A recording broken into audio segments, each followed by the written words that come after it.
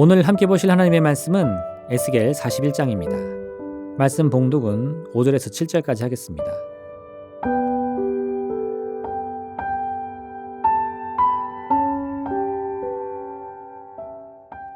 성전의 벽을 측량하니 두께가 6척이며 성전 3면에 골방이 있는데 너비는 각기 4척이며 골방은 3층인데 골방 위에 골방이 있어 모두 30이라. 그 3면 골방이 성전 벽 밖으로 그 벽에 붙어 있는데 성전 벽 속을 뚫지는 아니하였으며 이 두루 있는 골방은 그 층이 높아질수록 넓음으로 성전에 둘린 이 골방이 높아질수록 성전에 가까워졌으나 성전의 높이는 아래 위가 같으며 골방은 아래층에서 중층으로 위층에 올라가게 되었더라.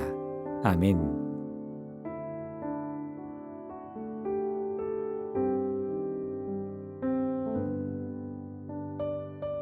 우리는 보통 성전이 하나님께서 임재하는 곳이라 말합니다. 그런데 이 임재라는 단어는 우리말에는 없는 단어입니다. 에스겔 37장에서 에스겔은 하나님의 권능이 자신에게 임재했다고 말하고 있는데 이 표현 때문에 우리는 하나님과의 만남을 임재라는 단어로 설명하게 되는 것입니다.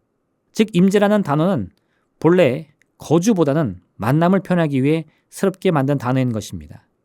이렇게 볼 때 우리는 성전이 하나님께서 임재하시는 곳이다 라고 표현을 할 때 이는 단순히 하나님께서 성전에 계시다는 의미라기보다는 하나님께서 성전을 통해 우리와 만나신다는 의미를 더욱 강조하기 위한 것으로 보아야 합니다. 성전 개념의 핵심은 하나님과 우리의 만남에 있습니다. 그리고 이런 하나님과 우리 인간과의 만남이라는 관계의 개념 때문에 성전은 또한 거룩한 장소라는 개념이 생겨나게 됩니다. 우리는 이 두 개념을 잘 구분해야 합니다. 만약 임재를 단순히 하나님께서 거하시는 것으로만 해석한다면 하나님의 임재라는 개념에 우리 인간이 끼어들 틈은 전혀 없습니다. 그러나 우리가 하나님의 임재의 개념을 하나님과의 만남, 하나님 앞에 선 우리 자신을 향한 표현이라고 여긴다면 하나님의 임재는 그 자체로 우리 자신과 아주 밀접한 연관을 맺게 되는 것입니다. 물론 하나님께서는 홀로 완전하신 분이십니다. 성경의 말씀과 같이 처음과 나중이며 알파와 오메가 되시는 분이십니다. 그런데 또한 성경은 이런 홀로 완전하신 하나님께서 가장 원하시고 바라시는 것이 바로 우리 인간과 아름다운 관계를 맺는 것이라 말씀하고 있습니다. 따라서 참된 믿음과 신앙이란 철학적으로 혹은 종교적으로 하나님을 더 깊이 이해하는 과정이 아닙니다.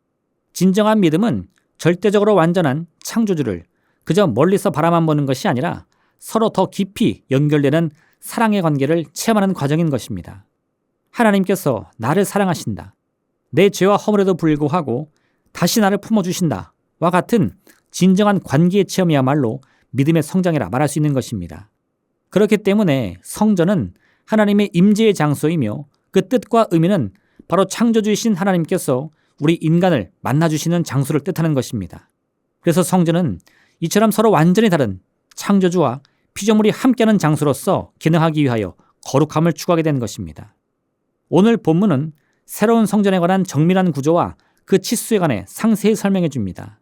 그 중에서도 눈에 띄는 것은 3층으로 된 골방 구조입니다. 당시 일반적으로 층을 올리기 위해서는 벽에 구멍을 뚫어서 위층의 바닥을 고정할 버팀목을 설치하는 것이었습니다.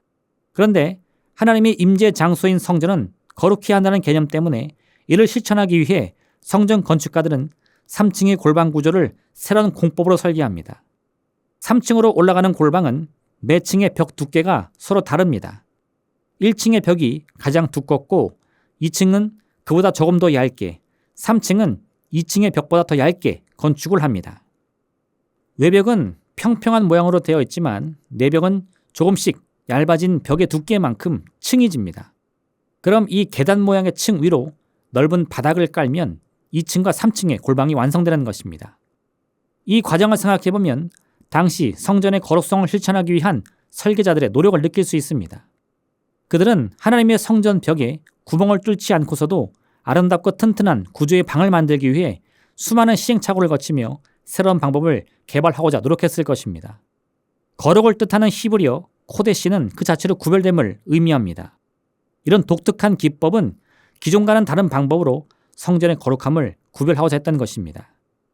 헝가리 출신의 철학자 마이클 폴라니가 만든 암묵적 지식이라는 말이 있습니다. 알고는 있지만 설명하기가 쉽지 않은 지식을 뜻합니다.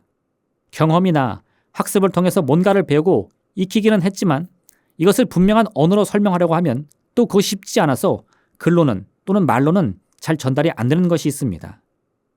이는 어떤 비법이나 노하우와 같이 존재하는 지식이 분명합니다. 어떤 면에서 보면 거룩함도 이와 같습니다.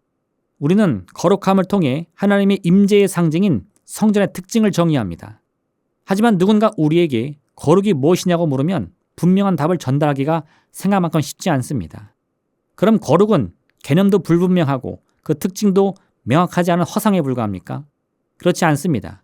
이는 마치 암묵적 지식과 같이 분명 존재하고 또 어떤 이들은 이 거룩함을 온몸으로 느끼지만 명확한 언어로 설명하기가 어려울 뿐인 것입니다. 그래서 오늘 하나님께서 보여주신 새 성전의 환상 가운데는 골방을 건축하는 독특한 방법이 포함되어 있습니다. 하나님께서 임재하시는 지성소는 다른 공간과는 완전히 분리되어야 합니다. 그러니 벽을 뚫어 공간이 침범을 당해서는 안 됩니다. 성소와 외부를 나누는 성전 벽은 침범을 당하거나 관통이 되어서는 안 되는 것입니다. 이런 방법은 우리 인간의 언어로는 설명하기 힘든 창조주 하나님의 거룩함을 온몸으로 표현하는 것입니다. 하나님께서는 분명 우리 인간과 함께하기 원하십니다. 하지만 그렇다고 해서 우리가 원한다고 어떤 모습이나 모양으로도 하나님을 만날 수 있는 것이 아닙니다. 이는 하나님께서 함부로 우리를 만나주지 않으시기 때문이 아닙니다. 우리 자신이 오직 믿음의 눈으로만 볼 수 있고 느낄 수 있는 하나님의 임재를 깨달을 준비가 필요하기 때문인 것입니다. 독특한 골방의 구조는 그 상징에 불과합니다. 벽을 뚫지 않는다고 해서 다른 건축물보다 실질적으로 달라지는 것은 없습니다. 하지만 이러한 표현을 통해서 성전을 방문하는 사람들은 누구나 이곳이 다른 공간과는 구별된 거룩한 장소라는 것을 온몸으로 느낄 수 있습니다. 그리고 그 거룩함은 하나님께서 우리와 만나기 위해 택하신 곳이 되는 것입니다. 우리의 삶에도 이러한 거룩한 공간이 필요합니다. 실질적인 공간도 좋고 시간상의 공간이어도 좋습니다. 혹은 내 마음과 생각 속에 자리 잡은 공간이어도 상관이 없습니다. 무엇이든 그 공간은 다른 장소나 시간과는 구별되는 거룩한 장소, 거룩한 시간이며 그곳은 바로 하나님을 만나는 곳이 되어야 할 것입니다. 오늘 이와 같이 거룩하고 구별된 나만의 성수를 통해서 하나님과 더 깊이 만나는 여러분 되시기를 부탁드립니다. 기도하겠습니다. 사랑의 하나님 아버지, 오늘도 이 하루를 온전히 주 앞에 맡기며 하나님의 손길을 기대합니다. 우리의 소망대로 역사하여 주시옵소서. 이를 위해 그 무엇보다 우리 마음 가운데, 우리의 인생의 자리 가운데 이 하루라는 삶의 시간 가운데에 하나님과 만나는 거룩한 장소, 거룩한 시간을 구별하여 드리게 허락하여 주옵소서. 이 작은 정성을 통해 결코 그 흑암에 사로잡히지 않고 오직 주님을 바라는 믿음의 소망의 빛만을 따라갈 수 있는 우리의 삶이 되게 허락하여 주옵소서. 예수님의 이름으로 기도합니다. 아멘. 하늘에 계신 우리 아버지, 아버지의 이름을 거룩하게 하시며 아버지의 나라가 오게 하시며 아버지의 뜻이 하늘에서와 같이 땅에서도 이루어지게 하소서. 오늘 우리에게 일용할 양식을 주시고 우리가 우리에게 잘못한 사람을 용서하여 준 것 같이 우리 죄를 용서하여 주시고 우리를 시험에 빠지지 않게 하시고 악에서 구하소서. 나라와 권능과 영광이 영원히 아버지의 것입니다. 아멘.